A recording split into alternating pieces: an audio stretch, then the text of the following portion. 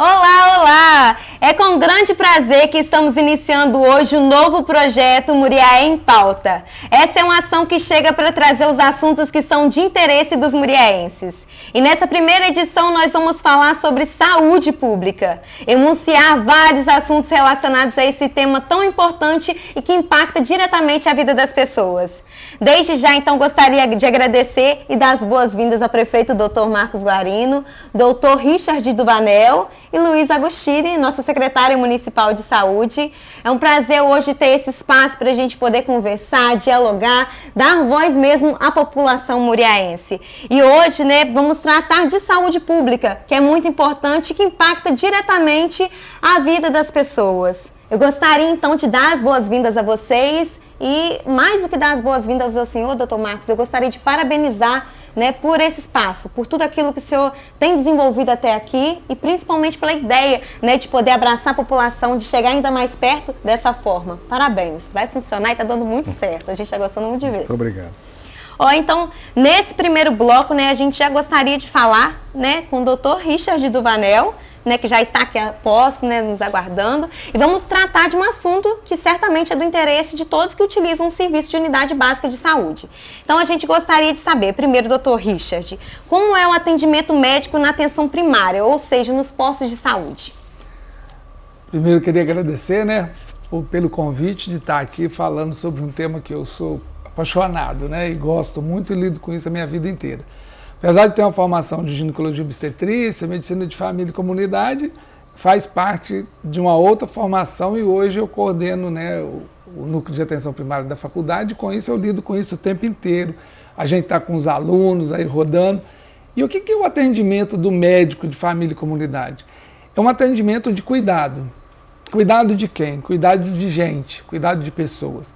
Então, esse cuidar das pessoas, ele vai fazer um diferencial muito grande. E a capacitação, uma coisa importante da gente falar para a população e para as pessoas que estão nos ouvindo, é que você entender que o médico de família e comunidade, ele é capaz tecnicamente, Luísa? E ele tem capacidade técnica de cuidar da saúde das pessoas. Isso é muito importante, porque a gente tem que desmistificar aquela história. O médico do posto, o médico do postinho, eu vou lá, será que ele dá conta?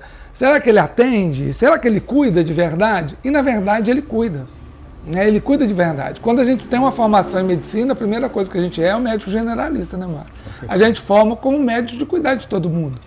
E a medicina de família e comunidade, ela é uma especialidade médica.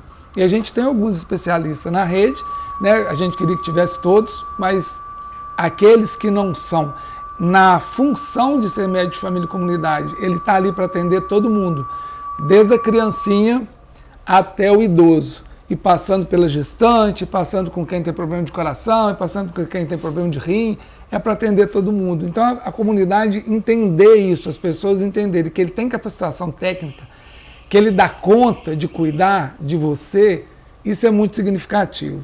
Sim. Então, assim, uma vontade danada que eu tenho, que eu falo muito assim, quando eu pensar que eu estou com dor de cabeça, onde que eu tenho que pensar de ir? No médico que está no posto de saúde ali. Eu tenho que ir lá ver se essa dor de cabeça é uma enxaqueca, ou essa dor de cabeça é um aneurisma, é um tumor cerebral. E quem vai poder fazer essa diferenciação para mim? Sim. O médico que está pertinho da minha casa. Porque senão, às vezes, eu corro por algo que eu não precisava de correr, ou atraso naquilo que eu precisava de correr. Tá? Eu lembro de um caso de apendicite lá nos meus trabalhos que eu lidava o tempo inteiro, de a mãe que levou um filho, mas eu fiquei em casa, eu fui no hospital, tive um primeiro atendimento, a gente sabe como que o diagnóstico de apendicite é complicado, às vezes você tem uma clínica muito frustra, um exame de imagem que não dá, e você manda o paciente para casa e pede para ele retornar. Essa mãe foi embora para casa e não retornou, ficou esperando em casa, esperando o outro dia que o médico especialista ia estar para atendê-lo. E deixou de ir no médico de família que estava do lado da casa dele. E acabou tendo uma complicação muito grave e essa criança veio a óbito na época. Então, assim, saber se eu preciso correr ou preciso ir devagar, com o médico que está do lado da minha casa, eu acho que isso tem um significado e uma importância gigante. Eu e o Marcos somos da velha guarda, que eu falo que eu ficava correndo atrás de ficha para minha avó consultar pelo INPS. Eu era rural, eu era trabalhador rural, então a gente não tinha acesso à saúde. Então hoje a gente ter saúde perto da sua casa tem que ser valorizado, sabe?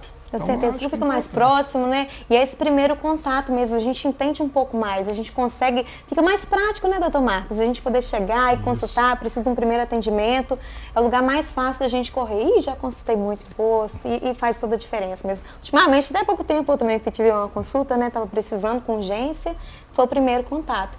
Mas agora eu queria saber de você, Luísa. Às vezes a gente escuta, né, alguns questionamentos, não tem posto, não tem médico no posto tal, não tem médico no posto tal. Por que isso acontece? Na verdade, a gente enfrenta algumas burocracias para a gente ter o médico, né? A gente não pode escolher quem a gente quer, falar, esse aqui quer trabalhar no posto, eu vou levar ele para trabalhar comigo.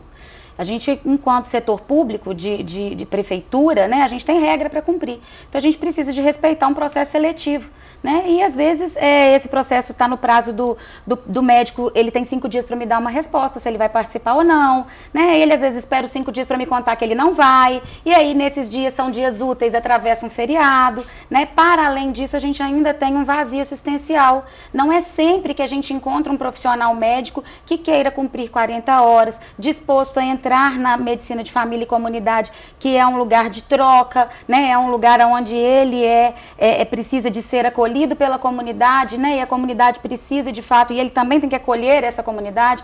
Então, muitas vezes a gente não tem essa doação por tempo ou por qualquer que seja o outro motivo, né? E às vezes a gente acaba se deparando com a ausência do profissional médico, o que não traz a desassistência, porque a unidade, quando recebe, né, o posto de saúde, ele não é só o médico, ele é toda uma equipe, né, e essa equipe, ela acolhe essa demanda e encaminha para o posto mais próximo, para que esse território não fique completamente descoberto, enquanto a gente corre os trâmites ali burocráticos para entregar outro profissional para aquele posto. Sim, então a população continua tendo assistência, né, aguardando, né, até que tenham médicos dispostos a trabalhar. Enfim, funciona, né, doutor? É difícil, a gente entende que é meio burocracia mesmo, né? Com certeza. Uma das coisas, quando a gente reúne, né, a gente se reúne com a comunidade, faz o gabinete itinerante, sempre pergunta, dentro do que vocês dois falaram, por que não tem todo especialista no posto, do lado de casa, né? E por que não tem pediatra, por que não tem ginecologista? Porque, como você disse, né, o médico do posto é o médico de família, é o nome do programa de saúde da família, que vai fazer esse atendimento. E as dificuldades são muitas. Muitas vezes as pessoas fazem o concurso, né? Às vezes desistem, mudam, né? E as pessoas assumem, arrumam outro emprego. Então isso é uma coisa que é fácil de explicar, mas que a gente está sempre em contato com essas perguntas, né? A gente tem uma questão cultural, né, Marcos? A gente está num país onde que é uma realidade não de mulher, é a realidade do país como um todo. Eu dou aula lá, a gente busca, né, evidências e busca epidemiologia de como é que funciona. O Brasil todo tem essa ideia dessa questão cultural de um especialista ser o mais importante, né? Se você for colocar quem que é mais importante, a formação médica é muito isso. Eu passo aperto lá na faculdade na hora que eu falo assim, nós temos que ter médico generalista que cuida de todo mundo. Não, nós temos que ir fazer residência, nós temos que fazer especialidade não sei aonde. A Luísa estava conversando ali comigo, a especialidade da especialidade da especialidade, né? Então vai aquele pedacinho do pedacinho do pedacinho. Aí tinha uma amiga minha que falou um dia, falou assim, eu estava no mestrado de educação médica e ela falou o seguinte, a coisa mais difícil do médico é aquele que cuida do corpo do indivíduo como um todo, porque cuidar de pedacinho é muito fácil. Muito mais fácil. Entendeu? Então eu fragmentar e cuidar só do ouvido, só cuidar do olho, só cuidar do coração e esquecer do corpo, não é que o especialista não tem importância, ele tem super importância, entendeu? Mas a gente inchar uma especialidade de demanda para ela que não deveria estar nela, e quem vai poder separar esse joio de trigo? Quem vai poder ver e falar assim, não, esse precisa de ir, e na hora que ele define que precisa de ir, ele precisa de ir correndo, ou ele pode esperar até amanhã, ou pode esperar daí um mês? É o médico de família e comunidade. A grande importância do médico de família e comunidade, uma das outras, além de cuidar, de assistir da pessoa, é de ser esse filtro, de conseguir virar para uma mãe e falar assim, não, só pode ficar tranquila, espera um pouquinho que não é nada sério e eu vou marcar um exame para daí 2 dias. Ou virar para a mãe e falar assim, não, você corre que isso aí é apendicite. Então, clinicamente eu examinei e vi que o paciente precisava daquela urgência. E o Marco trouxe aqui 2 especialidades, que é pediatria e eu fui GO e obstetra. Então, uma das coisas que a gente tem que desmistificar nas pessoas é que o médico de família e comunidade, ele é sim capaz de atender criança. E ele é sim capaz de atender gestante. Entendeu? Então, é muito perigoso quando a nossa população não entende isso e buscam um especialista que não está disponível naquele momento nem perto dele. Então eu já tive situações em obstetrícia onde eu já vi infortúnios graves de perda de bebê ou às vezes até de falecimento de mãe por conta da falta de um cuidado naquele momento. E o cuidado era, eu fiquei esperando para me consultar com o doutor fulano de tal, que eu só confio nele. E na verdade o médico estava do lado da casa. Então assim, a população entender isso, o médico de família e comunidade, ele vai, a gestante passou mal, corre lá no posto, vai ver se alguma coisa é séria ou não. O médico está lá no posto, ele é capaz de te examinar. Ele é capaz de cuidar de você e se ele achar junto com você ou ficar na dúvida, lógico que ele vai te mandar para a maternidade na mesma hora. Sim. A mesma coisa o pediatra. Né? Ele vai olhar uma criança, viu que é grave, ele pegar um telefone, eu falo muito para os meus alunos, se você pegar um telefone e ligar para um colega que está num plantão, você consegue... É grave, atende para mim. Você consegue mesmo dentro da rede, você conseguir ter uma urgência. Então, assim, eu sou o fã da medicina de família e comunidade, o fã do médico de família e comunidade. E, assim, a comunidade tem que entender o valor que ele tem e acolhê-lo. Tem umas coisas teóricas, né, que não vou ficar aqui senão dando aula, mas tem umas coisas teóricas que falam que o médico de família e comunidade é um instrumento na mão da comunidade. Então a comunidade de saber usar esse médico, valorizar esse médico, para que ele tenha vontade de ficar ali. Né? Eu trabalhei com médico de família e comunidade há muito tempo, trabalhei em Vieiras, Eugenópolis, Patrocínio, tudo quanto é banda.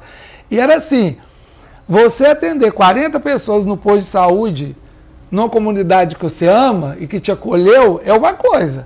Agora, você trabalhar, querer 40 pessoas na comunidade que está querendo de jogar pedra e briga com você e que arruma aquela confusão, você não vai querer ir embora, você não vai querer ficar lá. Com certeza. Né? Então esse acolhimento, o médico tem que acolher a comunidade, mas a comunidade também tem que acolher esse médico, tem que ser uma troca. Né? O médico ele está ali aprendendo junto com aquela pessoa, com a comunidade. Né? A maior coisa mais bacana, o Marcos tem isso e eu também tenho, que é o povo que encontra com nós no dia a dia e fala assim, nossa, porque o senhor me atendeu lá 20 anos atrás, esse aqui menino que nasceu, esse aqui que... E aí é isso que, a partir do momento que você consegue fazer essa troca tão bonita que é a medicina, e você consegue perceber isso, e o médico está ali para cuidar de gente, né? E gente é gente, né? Não tem idade, não tem sexo, não tem cor da pele, é gente. Bacana, doutor. Luísa, só uma coisa também que a gente ouve muito é a cultura da ficha. A cultura da ficha. O PSF pega a ficha, o BS pega a ficha. Isso é muito difícil da gente acabar com isso, sabe, Larissa? A gente cria estratégias para que a população não volte, abre uma agenda e aí funciona. Eu acompanhei 2 postos assim como um laboratório, sabe? Vamos tirar tudo, a própria comunidade começa a voltar a chegar tão cedo para fazer isso. Esse é um movimento que ele não vale a pena, porque ali dentro da organização da unidade é possível que eles tenham o atendimento agendado, o atendimento de urgência, e eles se organizam, né? A gente não tem essa prepotência de chegar e ditar cada agenda de cada posto, não é o perfil da gestão que a gente representa, mas a gente dá essa liberdade e cobra que as unidades se organizem nesse formato, né? Junto com o médico, com a sua equipe, com o perfil do seu território, mas na verdade não existe a necessidade da ficha, né? Esse é um protocolo que muitas vezes a sociedade ela propõe, e aí cada hora um chega mais cedo do que o outro e aquilo vai virando uma bola de neve, você não sabe quem nasceu primeiro, se foi o ovo ou a galinha, mas a verdade é que a gente tentando tirar, a gente encontra ainda uma resistência às vezes da comunidade nesse sentido. Uma última coisa que eu queria colocar é o pronto-socorro. É o que ele falou, a pessoa não procurar uma pessoa do lado, essa cultura de procurar urgência, emergência, de ir para a UPA, de pronto-socorro, sem ser um caso de pronto-socorro, não é isso? Isso é muito complicado, você sobrecarrega, né? Você vai chegar lá no pronto-socorro, onde você deveria estar atendendo a urgência, a emergência, você está lá com A dor de dente. Dando consulta. A gente tem a questão do Renovar a atendimento, receita né? lá na UPA, entendeu? Atestado Porque é médico, urgência, meu Rivotril acabou. Então eu preciso ir lá para a UPA para pegar uma receita. A gente tem a questão, né, da assistência e tem também a questão financeira, porque o serviço hospitalar, ele custa mais caro.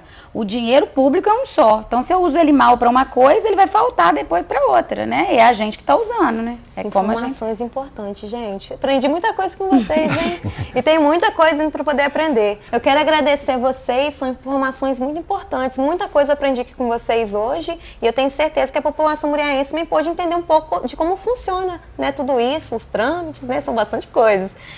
Quero agradecer, Dr. Richard, pela oportunidade de poder te conhecer um pouco mais do seu trabalho.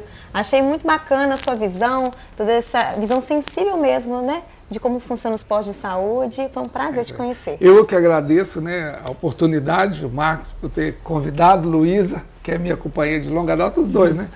E assim, a gente está disponível, tá? O que precisar, estamos ó. Muito obrigada. Obrigado. A população muriaense agradece, né, doutor Marcos? Com certeza. Tá, joia. E a gente também. Agora estamos recebendo a Juliana Simão, ela que é coordenadora da atenção primária na Secretaria Municipal de Saúde. Seja muito bem-vinda, é um prazer te ter aqui. Boa noite. Bora discutir saúde? Vamos. Então, bora lá.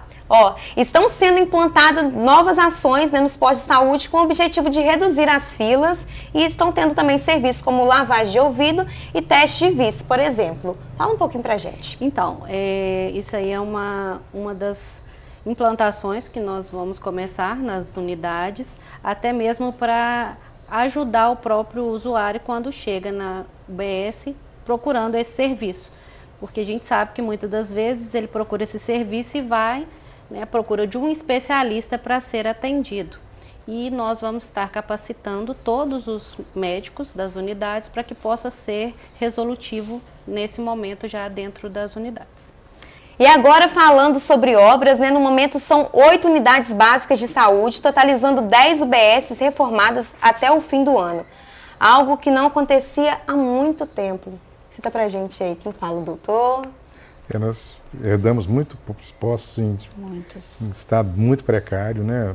A maioria, Zé Cirilo, então, são vários postos ruins, alguns que foram julgados abaixo, que nós herdamos isso, né? E aí a Luísa está tendo esse carinho, essa atenção para reformar e também junto com a obras para construir. Aí você pode citar, Luísa, quais são as novas UBS. Isso, a gente tem esse olhar atento aí, porque a gente precisa da manutenção na casa da gente, né? Às vezes a gente não consegue, ou às vezes a gente não pode, isso aconteceu com as nossas unidades, né? A gente pegou unidades muito, muito comprometidas. E a gente está hoje com Cardoso de Melo, Planalto, Santa Terezinha, São Francisco, me ajuda, Ju? Joanópolis, Cerâmica, Safira, são juntos. Vermelho 2, Dornelas 2, temos São Fernando, São Pedro João e 23. o João 23. Entre essas, né, a gente cita que mais de 10 são unidades que a gente está reformando e unidades que a gente está alugando e adaptando para que a gente tenha, de fato, novas unidades também. Sim, eu queria que vocês ressaltassem então pra gente a relevância de se ter novas obras acontecendo, de ter esses espaços sendo reformados. Ressalta pra gente isso. Então, na verdade, toda vez que a gente tem uma unidade limpa, minimamente, ou com os seus pisos garantidos, com a pia bem colocada, com os espaços todos definidos, a gente sabe que a gente está colocando um paciente num lugar com maior segurança, que a gente tem um atendimento de maior qualidade e, principalmente, para a nossa gestão, a gente tem um cuidado mais humanizado. A gente gosta de ser recebido num lugar agradável, né, num lugar gostoso, e é isso que a gente quer transformar as nossas unidades. A gente sabe que a maioria das vezes a pessoa que vai procurar a unidade, ela tem alguma queixa, né? Nem era para ser assim, era para ela procurar para se prevenir, mas na maioria das vezes ela vai com alguma queixa, com alguma demanda. Então chegar num lugar que não está bem conservado, que não está bacana, que não aparenta limpo, que não te dá segurança de se cuidar, né, a nível de saúde, é uma coisa que a gente não preza. Então, a gente está tendo todo esse empenho, é muito trabalho, realmente a Secretaria de Obras, ela é muito importante nesse trânsito para a gente, sabe? A gente não conseguiu de uma forma simples, isso a gente teve que, né, doutor Marcos, teve que fazer umas buscas de recurso fora para que a gente conseguisse chegar, que a gente vai totalizar só esse ano aí, no mínimo, 15 unidades totalmente reformadas. Em especial, agora eu queria que vocês falassem sobre a obra do São Cristóvão, né, UBS São Cristóvão. A gente teve essa ótima notícia, ela que estava, né, em local provisório já há um tempo e agora as obras vão acontecer. Eu queria que vocês falassem pra gente. É busca de emenda, né? A gente tem viajado sempre em busca de emenda, tanto no estado quanto federal, e tem sido muito feliz nisso, né? Porque a gente está encontrando muita receptividade, né? Com muitas pessoas ajudando, e a gente conseguiu essa verba até através do Misael Varela, né, que ele conseguiu esse recurso e a gente vai conseguir, né, fazer esse posto lindíssimo que é a Secretaria de Obras, o Jorge Férez e a equipe dele, fez um posto muito bonito, tá já está o layout dele, já está muito bonito mesmo, o São Cristóvão.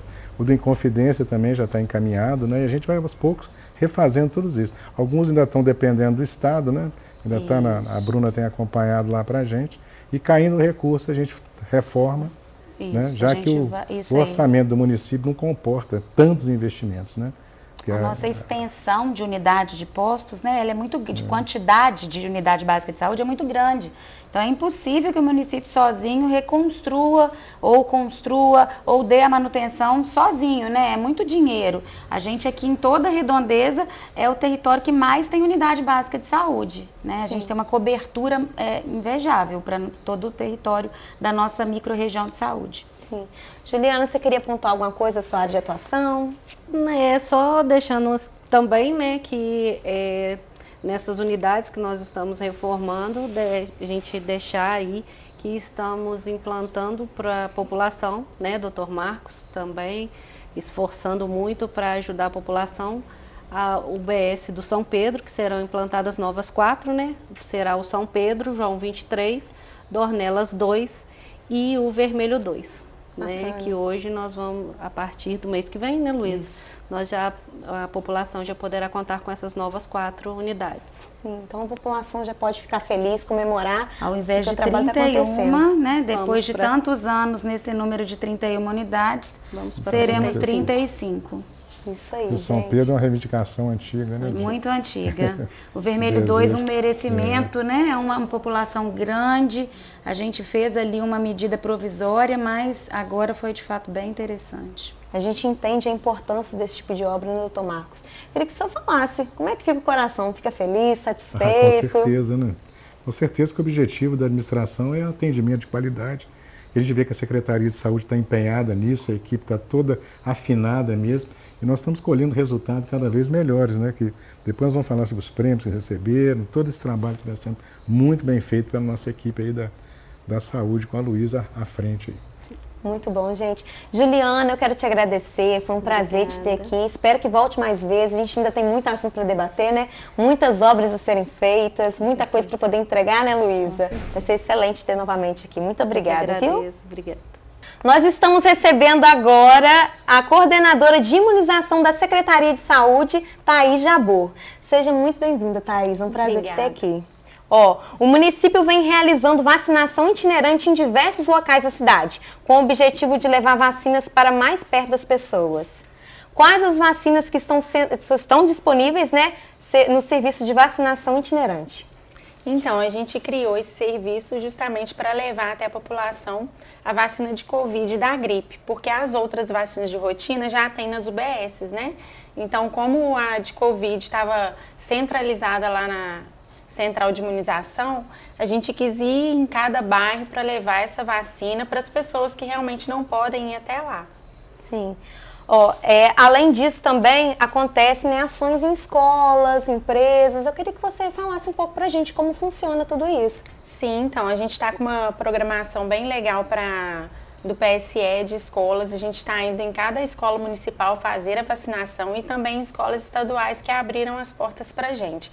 E nessas vacinações, o enfermeiro vai junto com a sua equipe, confere cartão de vacina das crianças, adolescentes, eles retornam depois para estar fazendo essa vacina que está em atraso. Que a gente sabe assim que criança, às vezes a mãe tem muito cuidado com o cartão, mas vai pegando uma certa idade, 9, 10, adolescência, muitas crianças perdem o cartão, outras mães esquecem de estar olhando, né, se precisa estar tomando.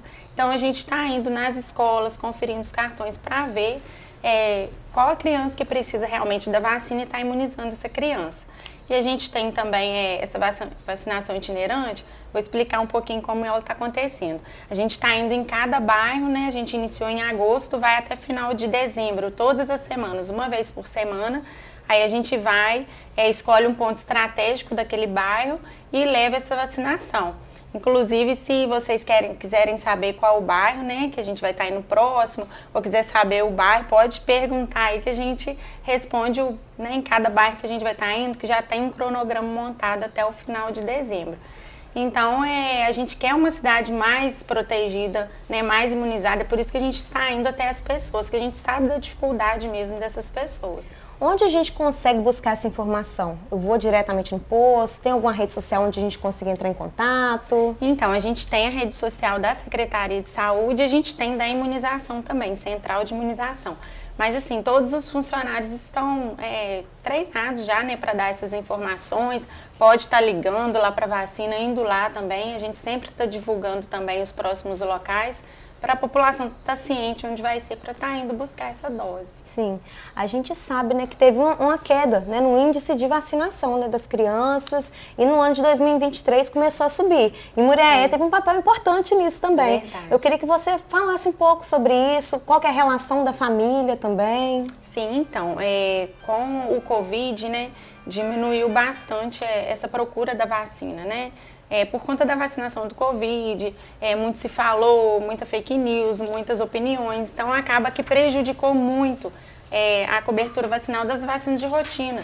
Na verdade, já não estava tendo a procura que a gente precisava e com o Covid diminuiu bastante.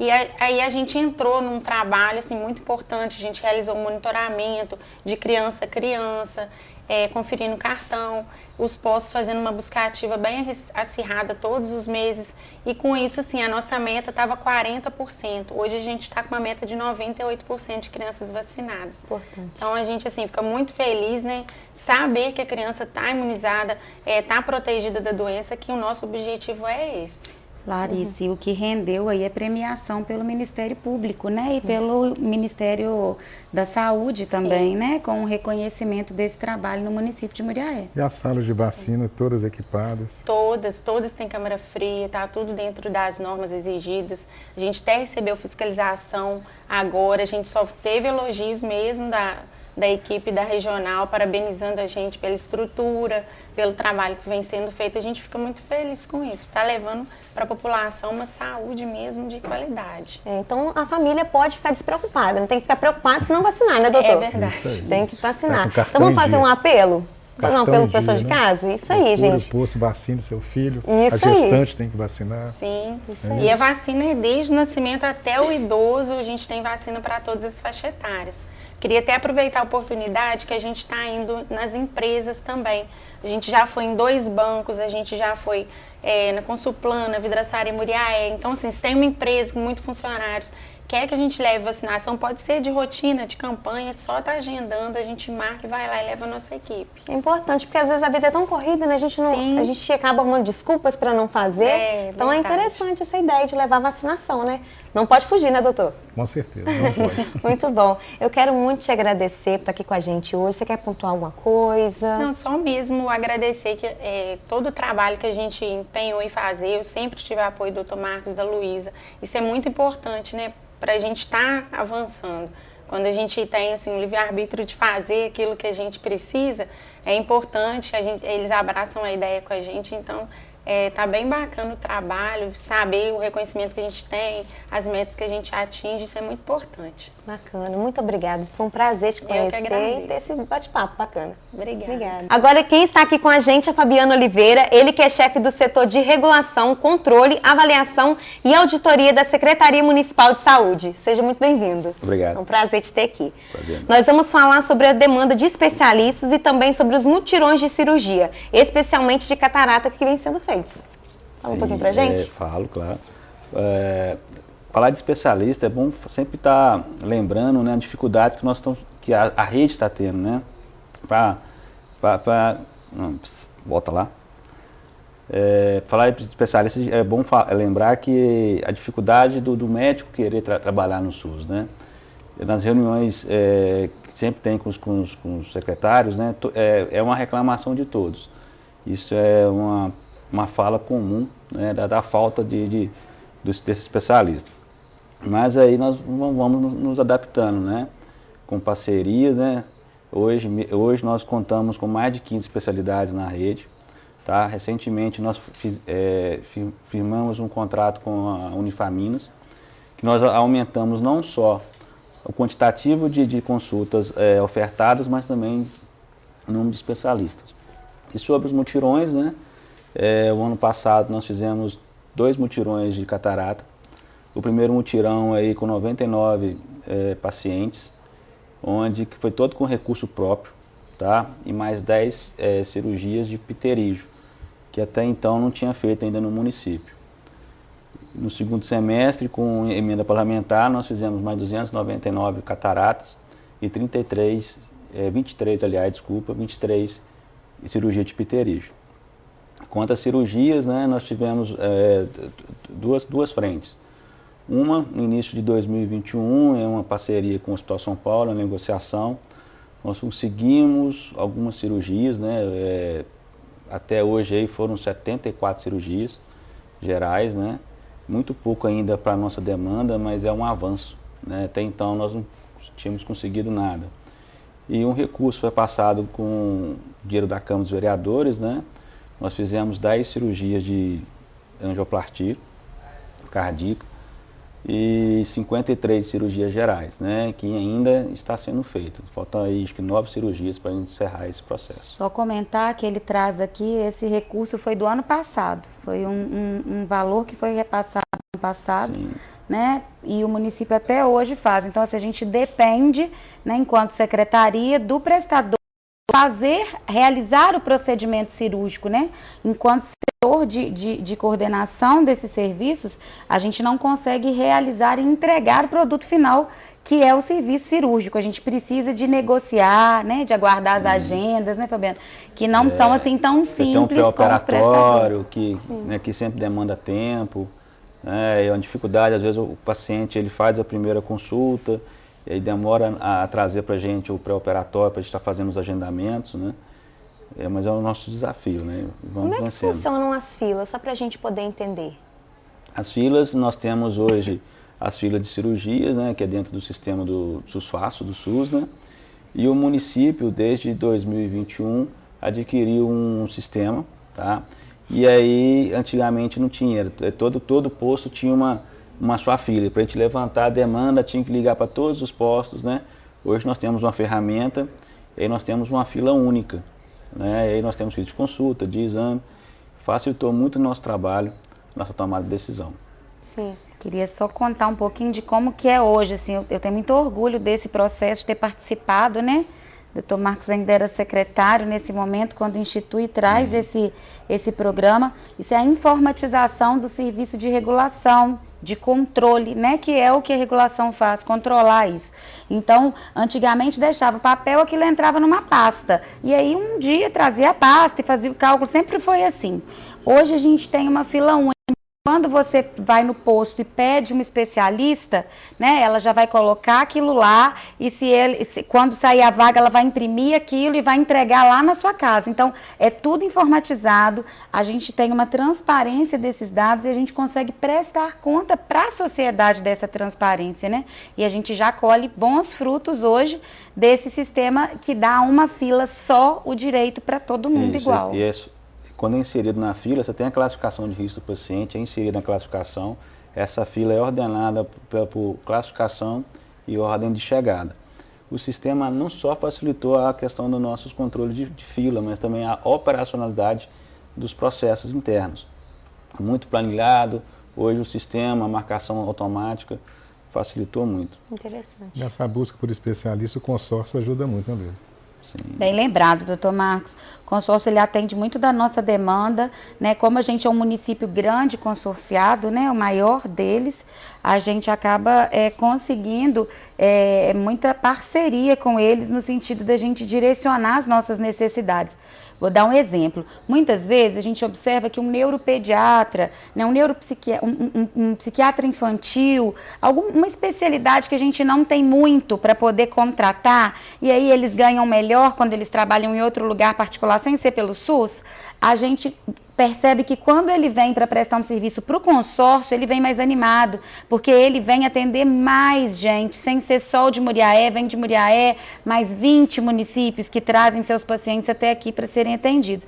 Então, assim, esse processo, ele valoriza, né, o trabalho desse profissional que acaba vindo e atendendo para a gente aqui dentro do município. E a gente consegue pagar ele num valor melhor do que se a gente tivesse que contratar o teto dele para concorrer com o que é o particular.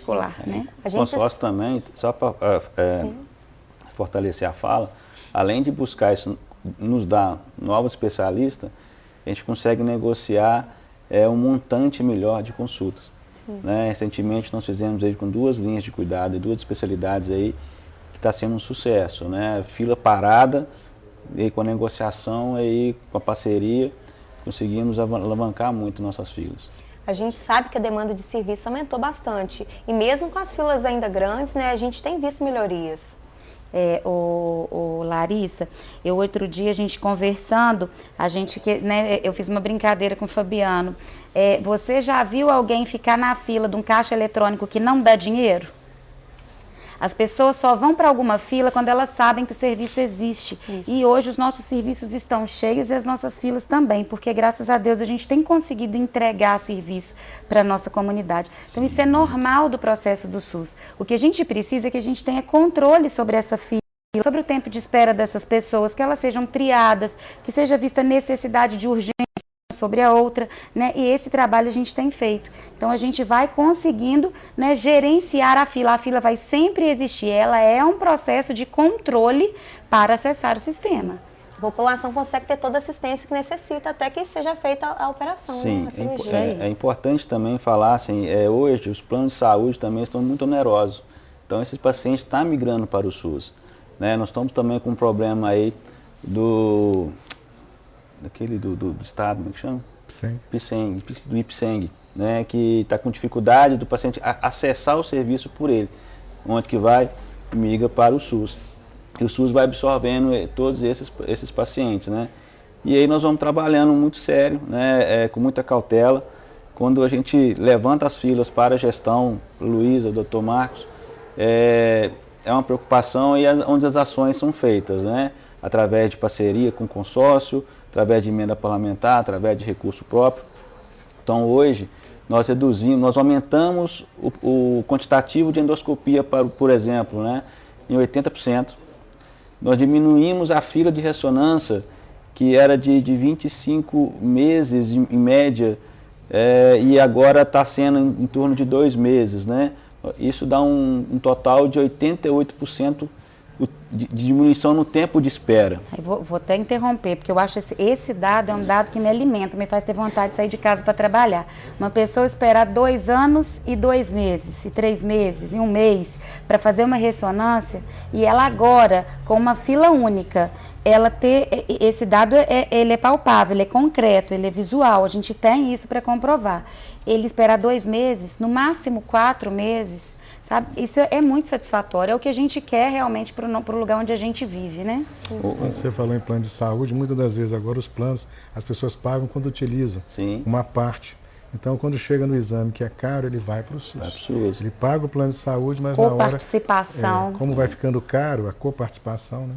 Eles acabam procurando o SUS. Um outro exemplo, assim, internamente, a gente brinca, assim, eu contar a fila do eco, a gente olhava a X, aí vamos ofertar mais.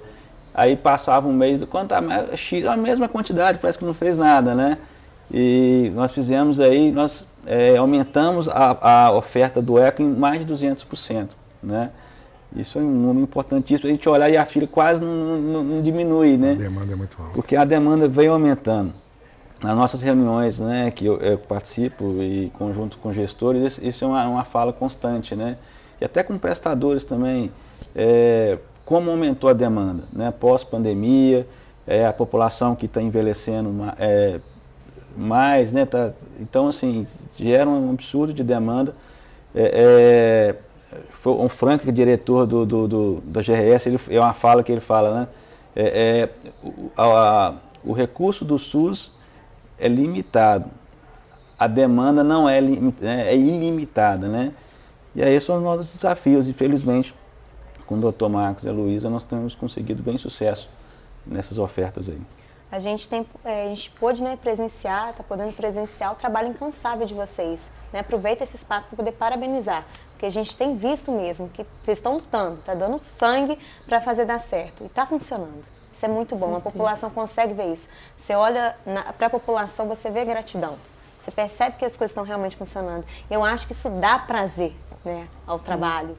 Você vê que aquilo realmente acontece. Quando você vê a população carente, que às vezes era desassistida, ter hoje a voz que está tendo, né, doutor, é bastante importante. A gente fica muito feliz. A saúde é quase uma prefeitura separada, né? Porque ela tem muitas portas, ela tem os recursos às vezes próprios, ela tem o fundo a fundo, ela praticamente é muito trabalho, né? É um trabalho realmente, né, que você falou, o recurso é finito e as demandas infinitas, né? O tempo inteiro é isso, e fora as ordens judiciais, que também entram e bloqueiam conta. Então isso é um trabalho realmente, tem que gostar muito, a Luísa gosta. Tem que ser realizado a muitas mãos, né? Aí com um prefeito médico que gosta de saúde pública, a gente consegue ousar mais dentro do SUS. Isso aí, e viva o SUS, né? Com certeza, com certeza. Fabiana, eu quero muito te agradecer, muito obrigada pela sua participação aqui, foi um prazer conversar com você, poder falar um pouquinho mais de saúde pública. Eu que agradeço a oportunidade, né?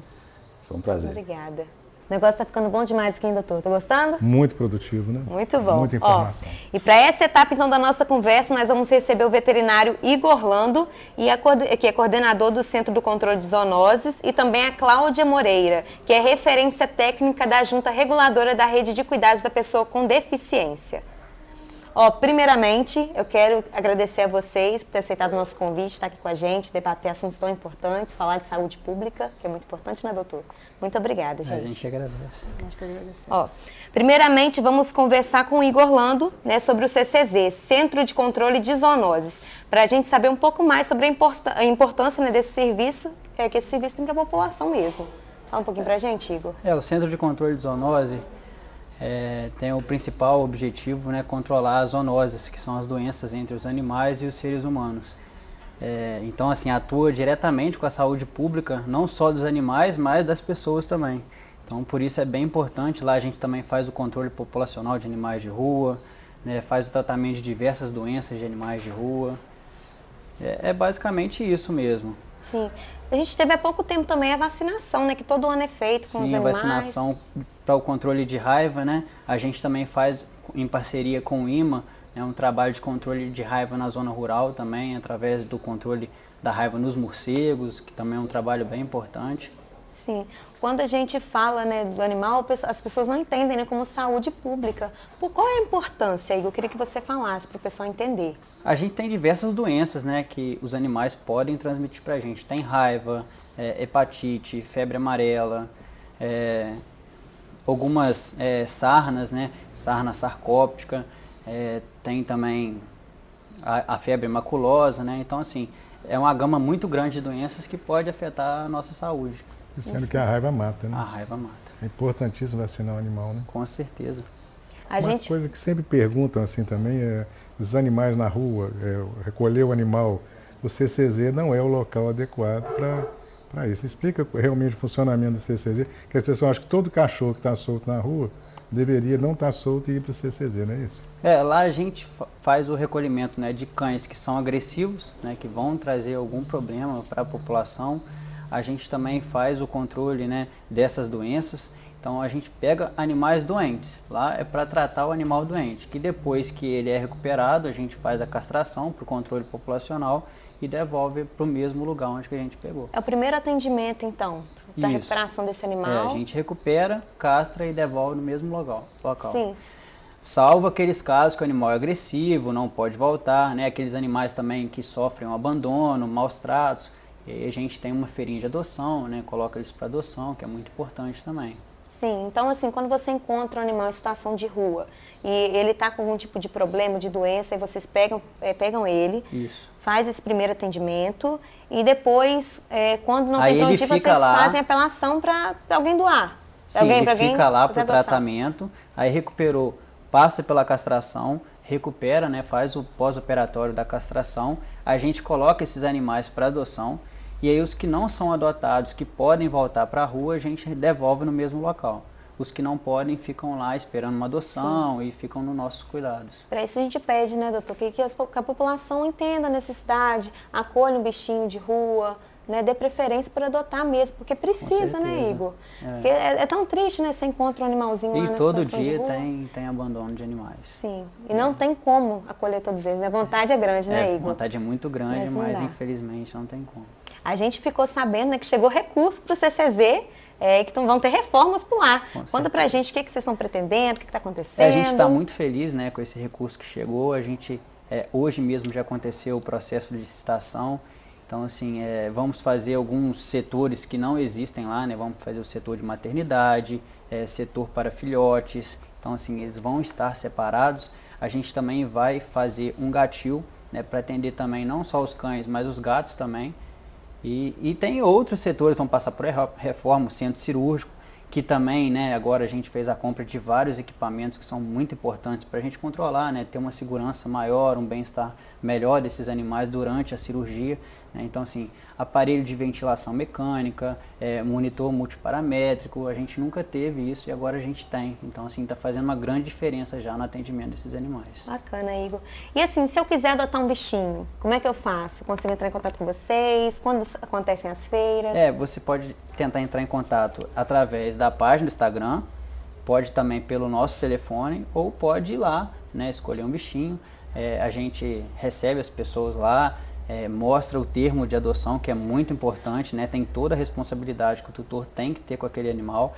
Né? Quando a gente vai adotar um animal, a gente não pode pensar que é como se fosse qualquer coisa, né? É um animal com vida, então, assim, tem que ter um cuidado, precisa de uma companhia, de um carinho, né? São animais que se alimentam, bebem água, então, assim, precisa desse cuidado. Bacana, Igor. Agora nós vamos conversar com a Cláudia, né, para saber um pouco mais sobre o polo que está sendo montado dentro da PAI, né, voltado para o atendimento das pessoas com deficiência. Fala um pouquinho para a gente. A rede de cuidados da pessoa com deficiência hoje tem uma regulação dentro do município, né? A junta reguladora é exatamente isso, regular o fluxo de atendimentos das pessoas com deficiência. E aí dentro dessa regulação nós identificamos um vazio assistencial, que é o atendimento das pessoas com deficiência intelectual, né? Normalmente as crianças, onde se inclui o autismo. A APAI, ela tem um espaço físico já estruturado, então nós estamos montando, né, a Prefeitura de Muriaé, através da Secretaria de Saúde, está desenvolvendo o projeto, já está na fase de licitação, as fases internas estão passando por todos os trâmites legais para iniciar a obra e montar um núcleo, né, um polo de atendimento lá dentro da APAI, com salas adaptadas, salas completas, bem equipadas. Sim, queria que você ressaltasse para a gente a importância disso que está sendo construído, ainda mais para a cidade de Muriaé. A gente tem visto muitos mais casos, né? Aliás, existiam já casos de pessoas com autista, principalmente crianças, só que agora a gente está vendo muito mais diagnóstico, né? Acho que a família tem procurado mais saber como a família pode... Deixa eu formular isso de outro jeito. Como está escrito aí? Não, aqui não está escrito isso. Não está escrito. Posso falar aqui? Pode? Está gravando? Gravando. Ô, Cláudio, não existia e não existe nenhuma política pública ainda estadual e federal para as pessoas portadoras de deficiência, não é isso?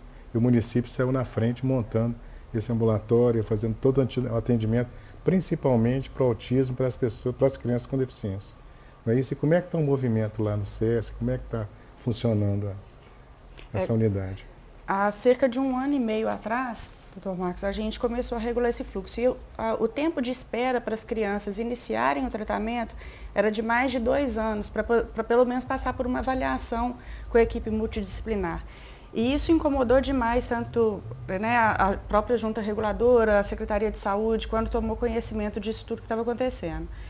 E aí a nossa proposta foi realmente montar o ambulatório de atendimento, né, multidisciplinar em pediatria, para poder aumentar a oferta de serviços para essas crianças. O diagnóstico de autismo ele vem aumentando vertiginosamente, é exponencial o crescimento. E a projeção é de que continue aumentando e ainda multiplique ainda mais. Né? Então, a gente pegou uma fila de espera de mais de 2 anos, hoje a gente não está dentro do ideal, a gente ainda não chegou no que a gente quer, mas nós vamos ter um tempo aí ainda para poder continuar seguindo nesse caminho e conseguir atingir o que a gente gostaria. Hoje o tempo de espera é bem menor que 2 anos, mas ainda não está perto do que a gente gostaria. Sim. Já são atendidas lá no ambulatório, já são mais de 200 crianças que já entraram em atendimento e que estavam aguardando em fila, isso em 3 meses de funcionamento do ambulatório, né? Agora, com a ampliação do serviço dentro da APAE, a gente vai conseguir aumentar ainda mais essa velocidade de inserção das crianças, principalmente, nessa fila de espera, né, nesses atendimentos, né, nesses atendimentos que são importantíssimos para o desenvolvimento. Às vezes uma criança tem uma dificuldade e atrapalha a alfabetização, atrapalha ela na escola, porque é uma criança que não consegue ficar sentada por muito tempo, não consegue focar no ensino. Então essa criança precisa do atendimento, precisa de um direcionamento especializado para, inclusive, evoluir em outras áreas, né, da sociabilização dele com os outros coleguinhas. Você acredita que o aumento de diagnósticos são porque as famílias estão procurando saber mais, se informar melhor? E o que a gente pode fazer para informar ainda mais as famílias, para poder procurar assistência, procurar ajuda e não deixar a criança desassistida? Essa é uma dúvida que os pesquisadores hoje têm, né? Por que tem tanto diagnóstico de autismo atualmente? Então, está sendo pesquisado, existem teses aí de estudos científicos que falam de alterações genéticas, de casamentos, né, dentro da mesma família, enfim. São várias as teorias que ainda não tem uma conclusão, não. Mas o que a gente sabe é que o número de autistas antes era 1 para cada 54, agora já diminuiu para 1 para 27 e a tendência é de diminuir cada vez mais. Então, a gente tem que traçar políticas públicas para poder conseguir trazer a qualidade de atendimento para essas crianças. Não adianta ficar esperando piorar ainda mais para depois a gente tomar uma decisão. A gente está tomando uma decisão e, como o Dr. Marcos falou, né, Muriaé saiu na frente. Não tem nenhuma cidade do porte de Muriaé que tenha o centro de atendimento igual a gente tem aqui. Né? O ambulatório ficou lindo, assim, eu tenho um carinho especial por aquele lugar. Né, e presta um atendimento realmente de qualidade. Todas as mães, todos os pais, as próprias crianças que iniciam o atendimento lá têm evoluído muito bem, graças a Deus. Aí dá a orientação necessária que a família precisa, né? Como é que eu posso saber, tipo, se eu tenho alguém na família que eu imagino que precise, né, desse atendimento, onde eu vou? Quem eu procuro? A porta de entrada é sempre a UBS, sempre. Tem um pedido, uma solicitação, ou da escola, ou de algum médico especialista, neuropediatra, psiquiatra pediátrico, sempre tem que ir até a UBS. A enfermeira da UBS ou o profissional da equipe multidisciplinar preenche uma guia de referência, junta os documentos da criança e encaminha para a junta reguladora. E nós direcionamos ou para a APAE, onde também é feito o atendimento, ou para o ambulatório, que é do município. Importantes informações, né, doutor? Muito importante. Muito obrigada, Igor. Muito obrigada, Cláudia. Um prazer ter vocês aqui. Espero que voltem mais vezes para a gente poder debater. Tem muita coisa para ser falada ainda, né? O período é curto, né? O tempo é curto. Isso porque a gente só falou da deficiência intelectual. A gente ainda tem deficiência física, visual. Dá para poder render bastante assunto aqui ainda. Com certeza. Tem que voltar com certeza, né, doutor? O programa inteiro. Parabéns para vocês. Obrigado pelo trabalho. O espaço é de vocês. Muito obrigada, gente. Obrigada. Valeu.